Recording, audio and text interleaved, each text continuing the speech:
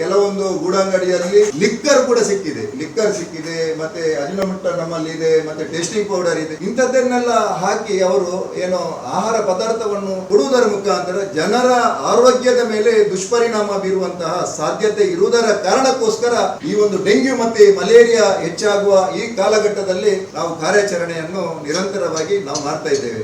ಒಂದು vending zone ಅನ್ನು ಅಂದ್ರೆ ನಮ್ಮ ಮಂಗಳೂರು ಮಹಾನಗರ ಪಾಲಿಕೆಯ ವ್ಯಾಪ್ತಿಯಲ್ಲಿ ಸುಮಾರು 10 ಕಡೆ ನಮ್ಮ ಅಧಿಕಾರಿಗಳಿಗೆ ಕೂಡ ನಾನು ಸೂಚನೆಯನ್ನು ಕೊಟ್ಟಿದ್ದೇನೆ. ವೆಂಡಿಂಗ್ ಝೋನನ್ನು ನೀವು ಐಡೆಂಟಿಫೈ ಮಾಡಬೇಕು. ಐಡೆಂಟಿಫೈ ಮಾಡಿದ ನಂತರ ಆಮೇಲೆ ನಾವು ನಮ್ಮ ಕಮಿಟಿಯಲ್ಲಿ ನಾವು ನಿರ್ಧಾರ ಮಾಡಿ, ಯಾಕಂತ ಹೇಳಿದರೆ ಅದನ್ನು ಕೂಡ ನಾವು ನೇರವಾಗಿ ಕೊಡಲಿಕ್ಕೆ ಆಗೋದಿಲ್ಲ. ನಮ್ಮ ಅಧಿಕಾರಿಗಳು ಅದನ್ನು ಪರಿಶೀಲನೆ ಮಾಡಿ, ಯಾಕಂತ ಹೇಳಿದರೆ ಈಗಾಗಲೇ ಸುಮಾರು 2-2.5 ಸಾವಿರ ತಳ್ಳುಗಾಡಿ ಇರ್ಬೋದು, ಗೂಡಂಗಡಿ ಇದೆ. ಆದರೆ ಕೆಲವರಿಗೆ ಸುಮಾರು 200ರಿಂದ 250 ತಳ್ಳುಗಾಡಿ ಗೂಡಂಗಡಿ ಒಬ್ಬೊಬ್ಬರ ಹೆಸರಲ್ಲಿದೆ. ಅವರು ಸಾಯಂಕಾಲ ಕಲೆಕ್ಷನ್ ಮಾಡಿ ಅದರಿಂದ ವ್ಯಾಪಾರವನ್ನು ಅವರ ಬೇರೆ ಬೇರೆ ಇತರ ಚಟುವಟಿಕೆಗೆ ಬಳಕೆ ಮಾಡುವಂಥದ್ದನ್ನು ಕೂಡ ನಾವು ಕಂಡಿದ್ದೇವೆ. ಹಾಗಾಗಿ ಇದರಲ್ಲಿ ಯಾರಿಗೂ ಕೂಡ ಅನ್ಯಾಯ ಆಗಬಾರ್ದು. ಪ್ರತಿಯೊಬ್ಬ ಬಡವನಿಗೆ, ಯಾರು ಬಡವರಿದ್ದಾರೆ ಅವರು ಈ ನಮ್ಮ ಕಾರ್ಪೊರೇಷನ್ನ 18 ಕಂಡೀಷನ್ ಇದೆ.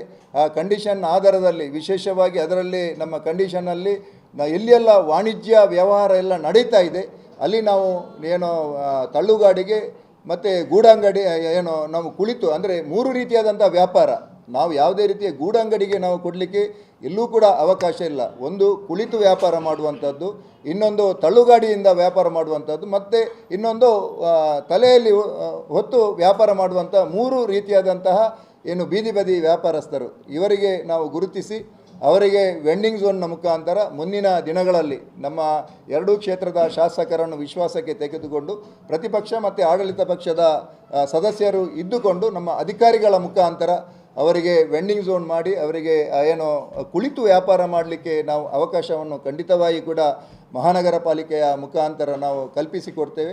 ಅದರ ಜೊತೆಗೆ ಈ ಎಲ್ಲ ಕಂಡೀಷನ್ಸ್ ಏನೆಲ್ಲ ಅಲ್ಲಿ ಅವರು ವ್ಯಾಪಾರ ಮಾಡುವಂಥ ಸಂದರ್ಭದಲ್ಲಿ ಅಲ್ಲಿ ಗಾರ್ಬೇಜ್ ಏನಿದೆ ಆ ಗಾರ್ಬೇಜ್ ಕಲೆಕ್ಟ್ ಆದರೆ ಅದಕ್ಕೂ ಕೂಡ ಒಂದಷ್ಟು ಸಣ್ಣ ಮೊತ್ತವನ್ನು ಮಂಗಳೂರು ಮಹಾನಗರ ಪಾಲಿಕೆಗೆ ಅದನ್ನು ಪಾವತಿಸಿ ಅಲ್ಲಿ ವ್ಯಾಪಾರ ಮಾಡಲಿಕ್ಕೆ ಅನುಕೂಲವನ್ನು ಕೂಡ ಖಂಡಿತವಾಗಿ ಕೂಡ ಮುಂದಿನ ದಿನಗಳಲ್ಲಿ ನಾವು ಮಾಡಿಕೊಡಲಿಕ್ಕೆ ಇದ್ದೇವೆ.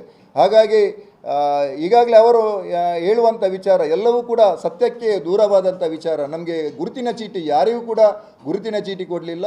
ಯಾರು ಕೂಡ ಈ ಒಂದು ನಮ್ಮ 18 ಕಂಡೀಷನ್ ಇದೆ ಆ ಕಂಡೀಷನ್ಗೆ ಯಾರು ಕೂಡ ಬದ್ಧರಾಗಿ ಇಲ್ಲಿಗೆ ಆ ವ್ಯಾಪಾರ ಮಾಡಲಿಕ್ಕೆ ಯಾರು ಕೂಡ ಬರಲಿಲ್ಲ.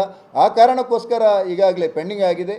ಹಾಗಾಗಿ ನಾನು ಮತ್ತೊಮ್ಮೆ ಬೀದಿ ಬದಿ ವ್ಯಾಪಾರಸ್ಥರ ಯಾರು ಅಧ್ಯಕ್ಷರಿರ್ಬೋದು ಮತ್ತು ಯಾರು ಕಾರ್ಯದರ್ಶಿಗಳೆಲ್ಲ ಇದ್ದಾರೆ ಸಮಿತಿಯವರು, ಬನ್ನಿ ನಾವು ಕೂತು ನಾವು ಚರ್ಚೆ ಮಾಡುವ, ಒಂದು ಮುಕ್ತವಾಗಿ ನಾವು ಚರ್ಚೆ ಮಾಡುವ.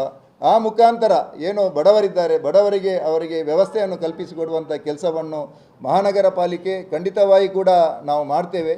ಅದರ ಜೊತೆಗೆ ಈ ಒಂದು ಆರೋಗ್ಯದ ದೃಷ್ಟಿಯಲ್ಲಿ ಕೂಡ ನಾವು ಈ ಕಂಡೀಷನ್ ಎಲ್ಲ ಇದೆ ಅದನ್ನು ಕೂಡ ಗಮನದಲ್ಲಿಟ್ಟುಕೊಂಡು ಯಾರಿಗೂ ಕೂಡ ಆರೋಗ್ಯದಲ್ಲಿ ನಮ್ಮ ಮಹಾನಗರ ಪಾಲಿಕೆಯ ವ್ಯಾಪ್ತಿಯ ಜನರಿಗೆ ತೊಂದರೆ ಆಗದಾಗೆ ಈಗಾಗಲೇ ಗೂಡಂಗಡಿಯನ್ನು ಇಡಲಿಕ್ಕಿಲ್ಲ. ಅದರ ಜೊತೆಗೆ ಇನ್ನು ಮುಂದಿನ ದಿನಗಳಲ್ಲಿ ಒಂದು ಫುಡ್ ಸ್ಟ್ರೀಟಿಗೆ ಕೂಡ ನಾವು ಒಂದು ಅವಕಾಶವನ್ನು ಕಲ್ಪಿಸಿ ಕೊಡ್ತೇವೆ. ಅಂದರೆ ಅದನ್ನು 2 ಯಾವುದಾದರೂ ರಸ್ತೆಯನ್ನು ನಾವು ಗುರುತಿಸಿಕೊಂಡು ಅಲ್ಲಿ ಕೂಡ ಹಾಗೇನೆ ಅಲ್ಲಿ ಕೂಡ ನಾವು ನೇರವಾಗಿ ನಮಗೆ ಕೊಡಲಿಕ್ಕೆ ಯಾರಿಗೂ ಕೂಡ ಕೊಡಲಿಕ್ಕೆ ಆಗೋದಿಲ್ಲ.